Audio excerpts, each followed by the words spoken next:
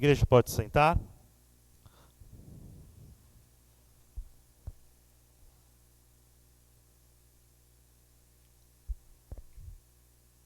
Eu quero te convidar para a gente finalizar essa série de mensagens, a penúltima série de mensagens do ano, nesse Clássicos da Bíblia. E hoje nós vamos olhar para Jonas, tá bom? Jonas, capítulo 1. Jonas, capítulo 1. Então você vai ali, Ezequiel, Daniel, aí vai um pouquinho mais para frente, Amós, Obadias, e aí chega em Jonas. Jonas, capítulo 1. Passa por Joel, por Amós, e aí você vai chegar ali em Jonas, capítulo 1.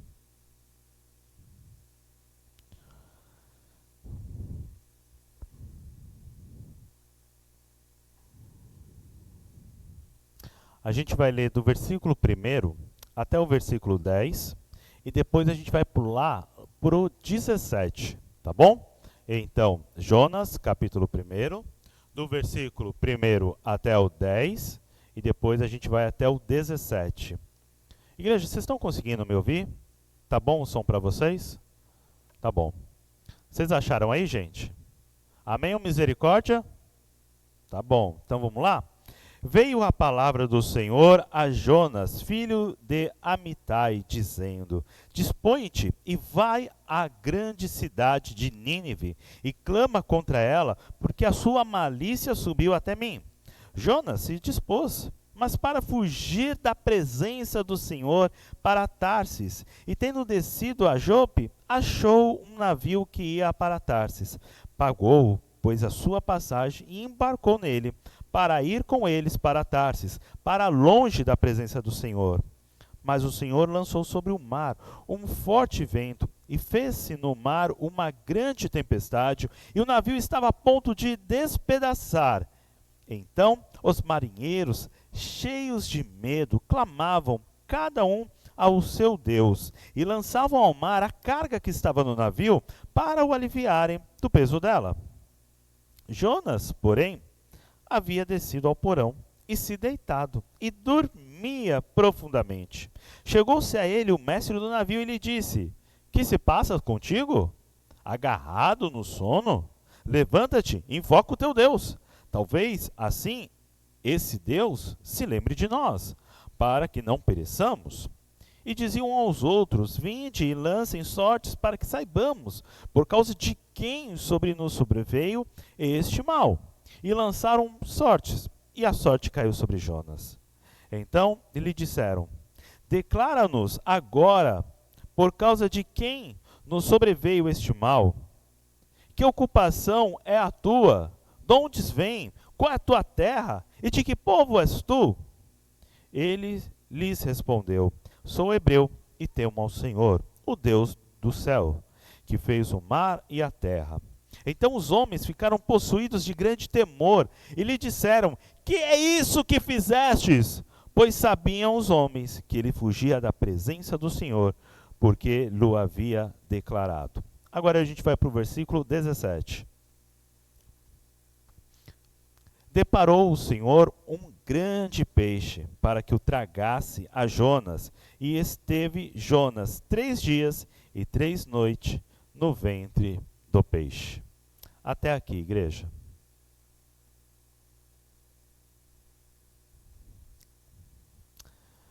Amada igreja, nós olhamos nessa curta, mas muito edificante série de mensagens para alguns dos textos mais conhecidos, algumas das histórias mais conhecidas pelas pessoas, sendo cristãs ou não cristãs, professando a fé em Cristo Jesus ou não. Muitos conhecem a história do Mar Vermelho, muitos conhecem a história de Davi e Golias, e muitos conhecem a história de Jonas. Jonas que esteve na boca de um peixe 3 dias e 3 noites. O livro de Jonas é um livro pequeno, mas que tem uma profunda narrativa. A autoria desse livro ela é desconhecida, mas o que nós sabemos é que Jonas é enviado a Nínive, capital da Síria, inimiga de Israel, uma cidade que é temida, uma cidade que tem um povo violento, aliás, é um símbolo máximo de violento. Gente, esse pessoal aqui de Nínive era um pessoal cruel, opressor. E Jonas sabia disso. Jonas sabia para onde Deus estava o enviando. E Jonas falou: "Tô fora. Tô fora." E aí nós vamos olhar como Deus vai tratar esse "tô fora" de Jonas. Nós temos aqui duas partes no livro. A primeira, Deus chama Jonas. Jonas foge. Tem uma tempestade, a gente acabou de ler aqui. E aí Jonas é lançado ao mar, cai na boca do peixe. Depois Deus joga ele para fora da boca do peixe. Jonas vai orar, vai agradecer pelo livramento, enfim. E aí Deus vai enviar novamente Jonas. Deus chama novamente ele. Jonas agora ele vai lá, ele prega para Nínive. E para a loucura de Jonas, o pessoal lá da cidade começa a se arrepender. E aí Jonas, ele vai festejar, ele vai celebrar. Caramba, que legal, o pessoal tá se convertendo, o pessoal aqui está amando agora a Deus, o pessoal agora está em novidade de vida. Não. Agora Jonas vai reclamar da misericórdia de Deus. Porque Deus está salvando X pessoa.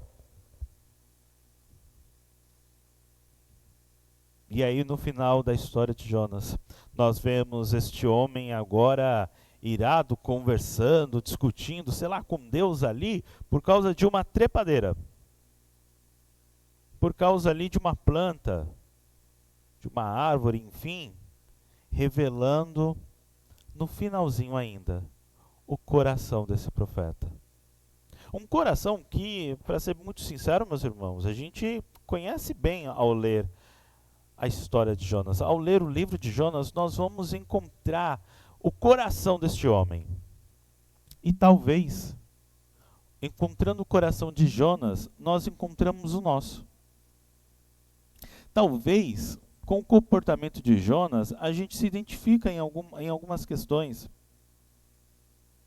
Talvez a gente se identifica com a reclamação por determinado povo A ou povo B, por pessoas que têm opção por isso ou por aquilo. A gente começa a reclamar de quem está caminhando com Deus, de quem não está caminhando com Deus. É uma situação muito, muito complicada. Jonas é um personagem da Bíblia muito complexo, mas que revela muitas coisas a respeito do ser humano. O livro aqui convida a gente a olhar para a postura deste profeta, mas nada mais, nada menos que, provavelmente, estamos olhando para dentro de nós. Muito provavelmente, igreja. Jonas é um profeta relutante. É alguém que está lutando com a vontade de Deus. E a gente pode se identificar com isso. A gente pode se identificar como pessoas que lutam com a vontade de Deus. E isso é uma coisa para mim, isso é uma coisa para você, isso é uma coisa difícil para nós. Às vezes, igreja, nós fazemos que nem o profeta Jonas. Nós ficamos relutantes com os direcionamentos de Deus. Como é que a gente reluta? A gente reluta, por exemplo, com a pregação.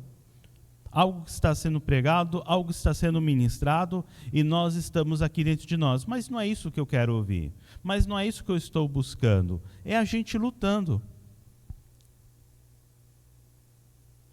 Quando vem uma palavra um pouco mais dura, que pega em algumas coisas dentro de nós, e a gente fica relutando para aceitar isso e buscar viver isso dentro da nossa vida.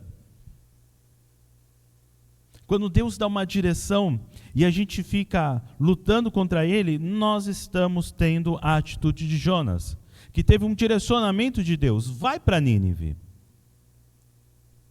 Talvez Deus não está falando para você ir para Nínive, mas Deus está falando coisas contigo e você está relutando com essas coisas.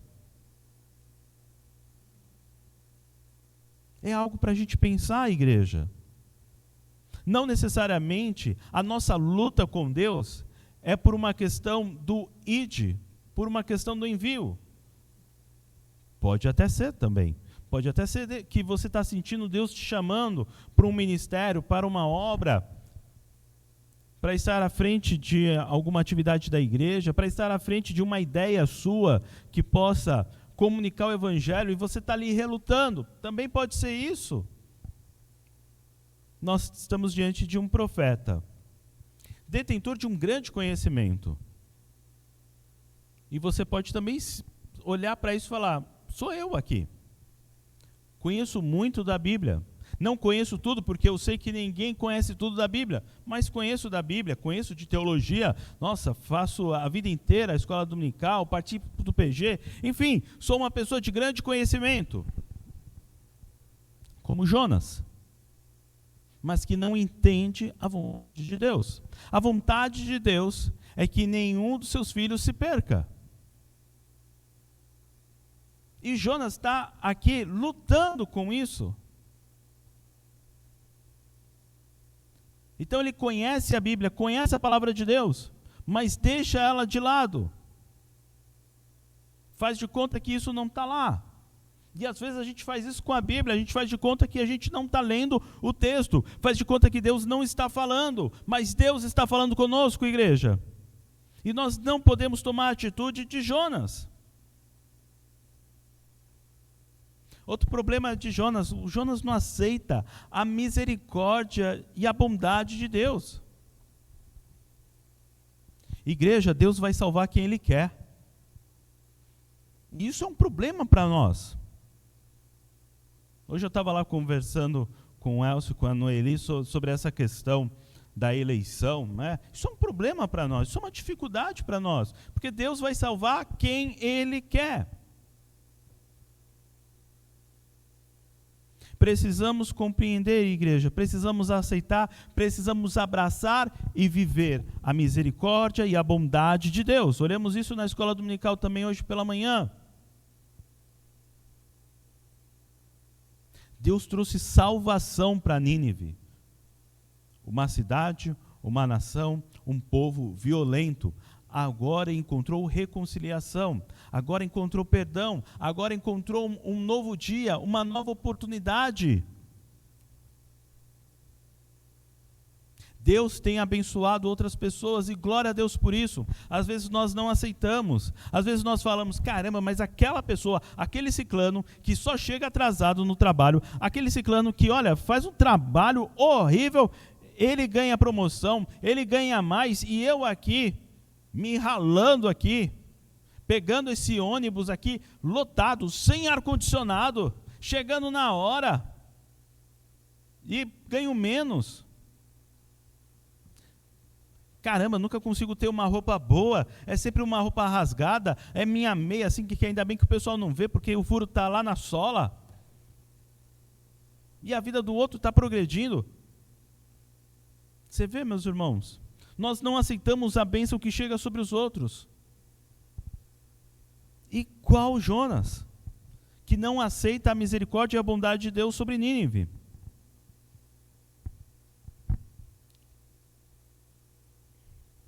Jonas faz uma resistência. E é doido pensar nisso, né? Não entra. Como é que a gente vai fugir de Deus? Inocente, sabe de nada.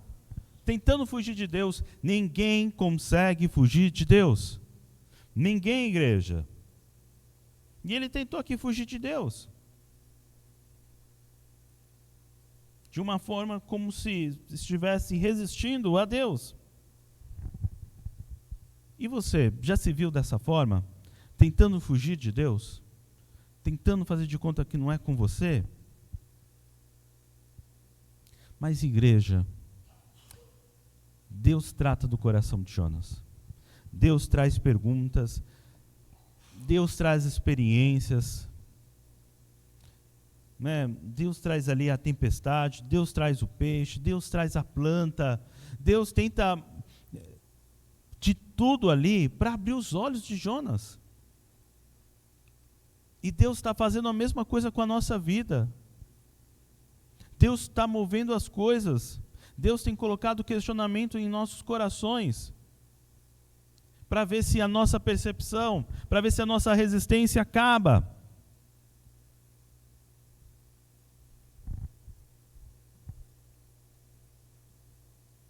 Jonas aparenta estar em crise, igreja. A história de Jonas acaba para nós com esse homem em crise. Repara, depois dá uma lida em casa, às vezes com uma outra tradução, mais simples, mais fácil ali de ler. Jonas acaba o texto, a sua história em crise. É quase como se a gente olhasse lá para a parábola do filho pródigo. Será que o irmão entrou ou não?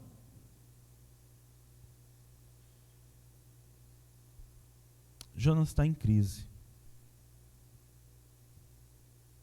Está contrariado. Está perdido, está hesitante. As coisas não estão no devido lugar para Jonas. E como as coisas não estão no devido lugar para Jonas, ele está em crise. Às vezes podemos estar em crise, igreja, porque as coisas não estão no seu devido lugar. Às vezes parece que a nossa vida está uma turbulência, porque as coisas não estão no seu devido lugar. Às vezes as coisas parecem não serem claras. Às vezes parece que tudo acabou. Por isso que eu pergunto para cada um de nós, o quanto de Jonas há em nós? Em toda essa história, quanto de Jonas está habitando dentro de nós? O quão insensível podemos estar diante de Deus? O quão relutantes podemos estar diante de Deus? Deus tem um plano para a tua vida. E talvez você está relutando com esse plano de Deus. Não lute. Não lute. Porque se for necessário, pode ter certeza, você vai para a boca do peixe. Se for necessário, você vai para a boca do peixe. E Deus vai fazer isso contigo. Ele já levou o povo para o exílio. Ele já levou o povo para o deserto. E Ele pode e Ele vai fazer a mesma coisa conosco. Vamos parar de lutar contra Deus, igreja? Vamos parar. Porque se for necessário, nós vamos parar na boca do peixe. Porque é necessário a gente entender que a desobediência, a insubmissão, ela tem um preço. Tem um preço, gente. Tem um preço. Teve um preço para Jonas. Olha que caos, meus irmãos. Olha que situação mais desagradável. Alguém virar e falar, a fonte do problema é você. Você é a fonte do problema. Pensa, gente, que coisa mais horrível ouvir isso. Que horror. Você ser jogado fora.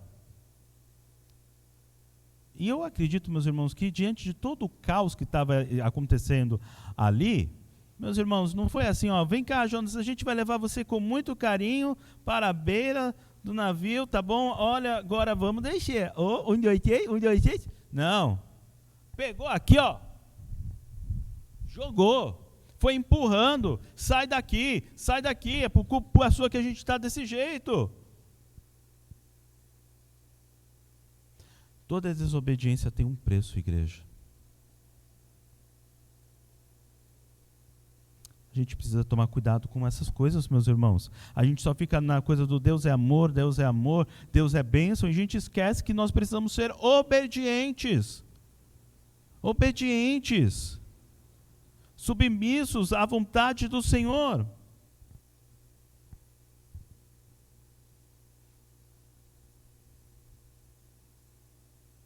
E é engraçado que Jonas, ele está dormindo ali, muito de boa só na lagoa ali, enquanto está acontecendo tudo aquilo. Não dá para entender, igreja. Não dá para entender. Mas ali, diante de pessoas que não acreditavam em Deus, não entregaram sua vida para Deus, Jonas perdeu toda a oportunidade, toda a autoridade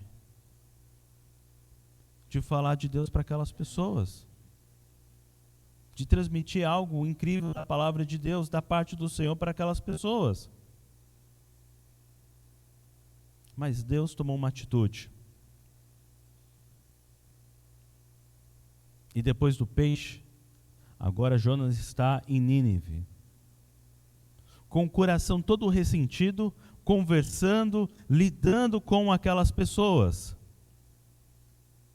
Igreja, a gente precisa entender uma coisa.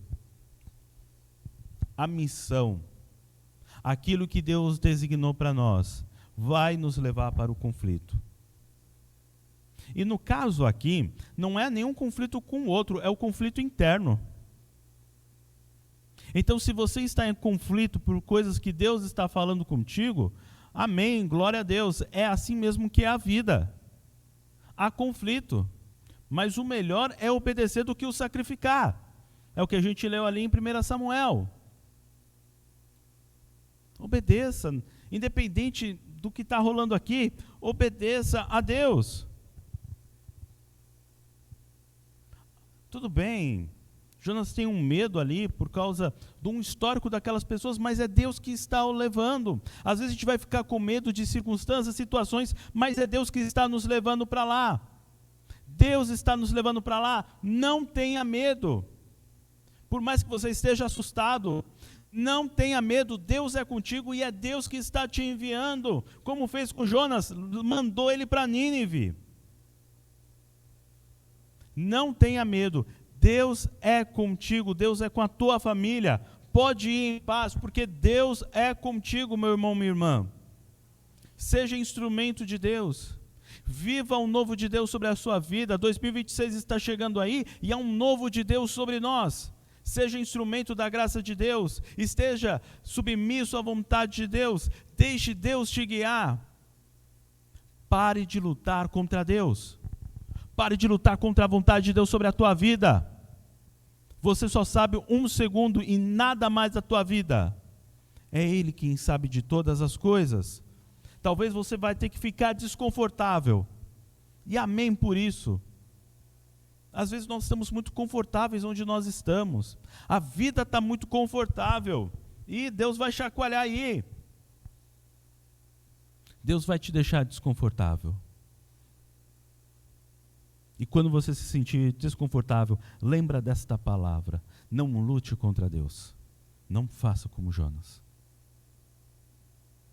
Aceite o novo de Deus e viva o novo de Deus sobre a sua vida.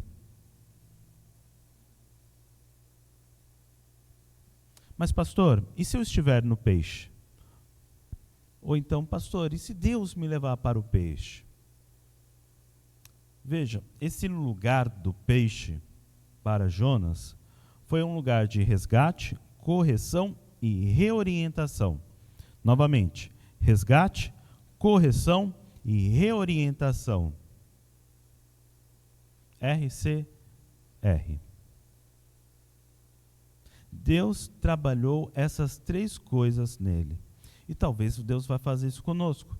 Vai nos resgatar, vai nos colocar em algum lugar, vai nos corrigir e depois reorientar e falar, vai.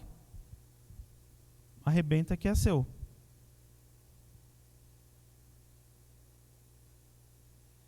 Aceite isso. Aceite a reorientação, aceite a correção de Deus.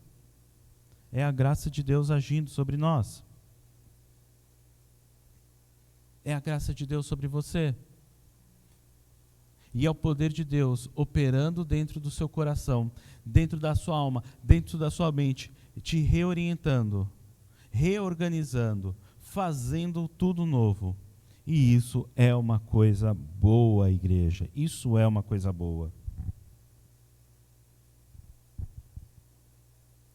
Por fim, eu destaco para você. Coloque as coisas no devido lugar. Coloque a sua vida, coloque a sua família, o seu ganha-pão no devido lugar. Coloque Deus na posição que Ele precisa estar na sua vida. Coloque as redes sociais no seu devido lugar. Coloque o trabalho no seu devido lugar. Coloque a sua família no devido lugar. Coloque os seus sonhos no devido lugar. Coloque a sua vida diante de Deus. E coloque cada coisa no seu devido lugar. Dê o valor certo para as coisas. Eu acho a história de Jonas muito triste.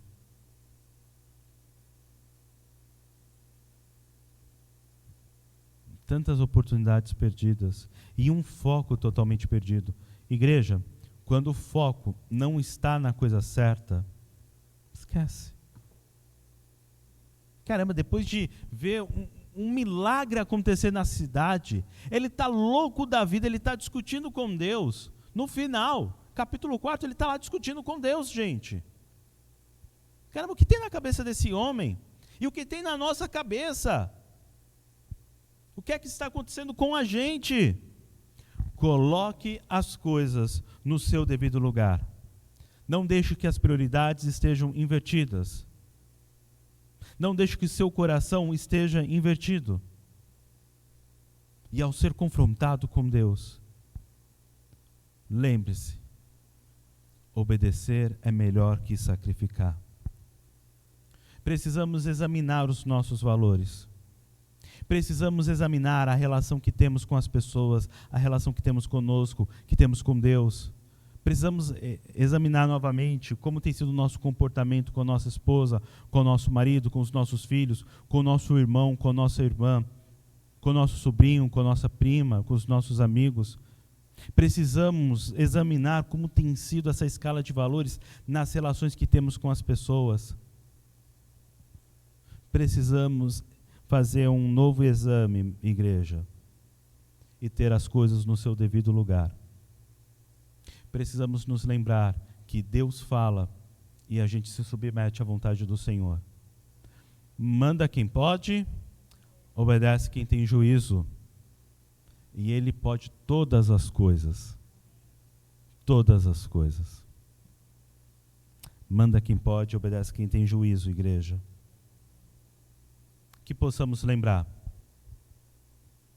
que devemos ser submissos.